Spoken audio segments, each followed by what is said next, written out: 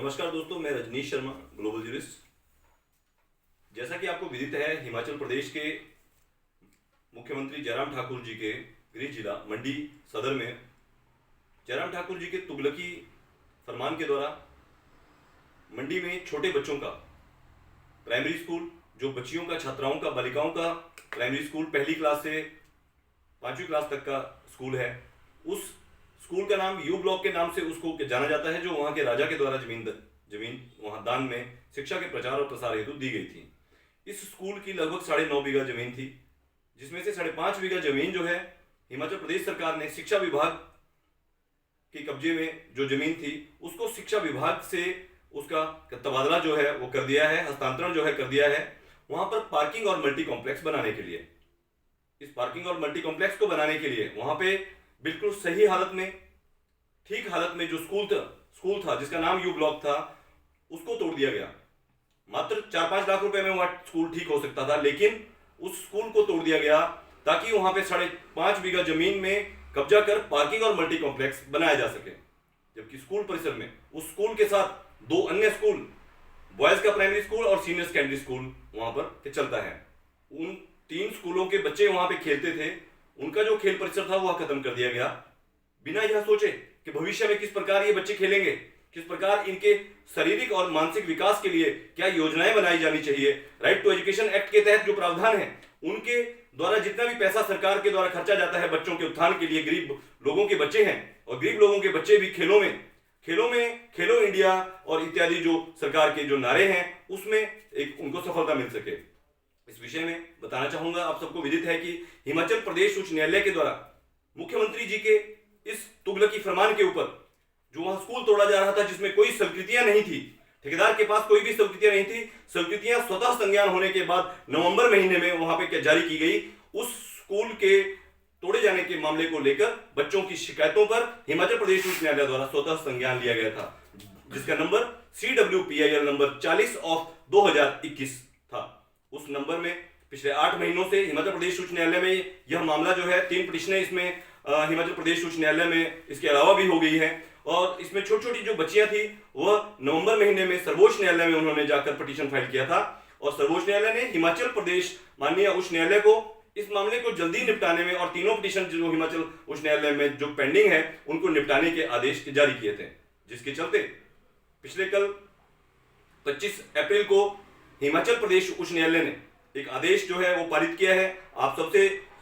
साझा करना चाहूंगा क्योंकि CWPIL पब्लिक इंटरेस्ट लिटिगेशन जो है यह हिमाचल प्रदेश में उच्च न्यायालय में जारी है, विचाराधीन है और हिमाचल प्रदेश उच्च न्यायालय छोटे बच्चों के मामले में कितना जो है गंभीर है आपको बताना चाहूंगा। हिमाचल प्रदेश उच्च न्यायालय ने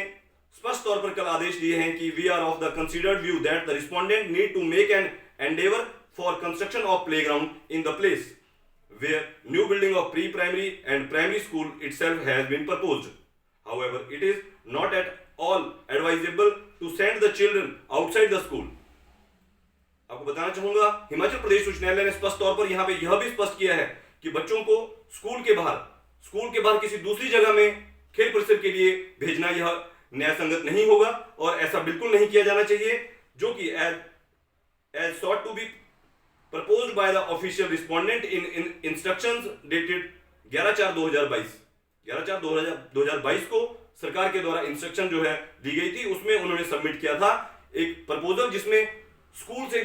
कहीं दूर बच्चों को खेल परिसर बनाया जाएगा। देखिए, बड़ा हैरानी भरी बात है, सरकार की यह प्रपोजल 3 स्कूल वहां चल रहे हैं और बच्चियों को, कन्याओं को 1 किलोमीटर दूर वो भेजेंगे। तो हिमाचल प्रदेश उच्च न्यायालय ने स्पष्ट तौर पर इसमें यह कहा है कि उनकी इस तरह की प्रपोजल जो है वो बिल्कुल भी मान्य नहीं है। इसके साथ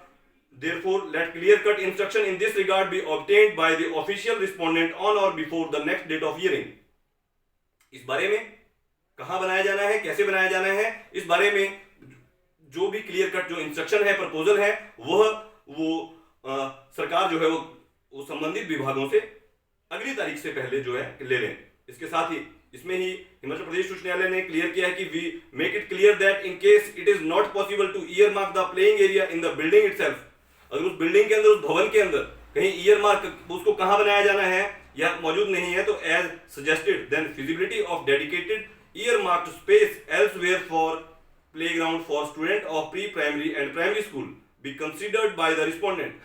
अगर उसके भवन के अंदर वहां पे जगह नहीं है तो उसके साथ वो कहां बनाया जाए, लेकिन स्कूल परिसर के अंदर ही बनाया जाएगा, बाहर दूर कहीं नहीं बनाया जाएगा। यह हिमाचल प्रदेश उच्च न्यायालय ने स्पष्ट तौर पर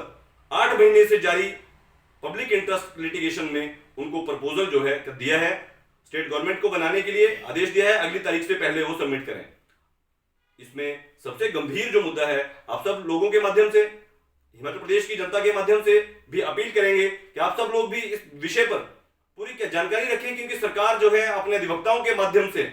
सरकार लगातार न्यायालय में भी गलत स्थितियां जो है पेश कर रही हैं। बहुत से जो लोग हैं वो नक्शों को गलत तरीके से, अप्रूव्ड मैप भी वहां पे नहीं लगाए गए हैं, उसके आधार पर वहां पे जानकारियां दे रहे हैं। देखने वाली बात है कि बच्चों के लिए कितना स्पेस, कितना ग्राउंड, कितने मीटर का मिनिमम जो क्राइटेरिया रहता है, ट्रैक रहता है, कितना ट्रैक उनको दिया जाएगा, कितनी जगह उनको दिया जाएगी, जबकि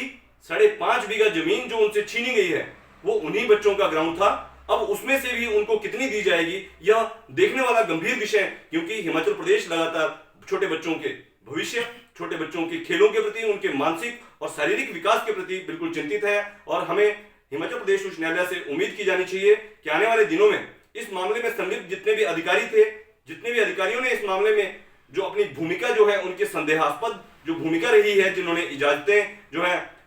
तय समय के बाद ली हैं, स्कूल तोड़ने के बाद इजाजतें ली गई हैं, इन विषयों पर भी हिमाचल प्रदेश उच्च न्यायालय प्रिवेंशन ऑफ करप्शन एक्ट के तहत भी अन्य जो आने वाली जो कार्रवाइयां हैं, गंभीर जो इसमें के कदम हैं, वो भी उठाए जाएंगे। जय हिंद, जय हिमाचल।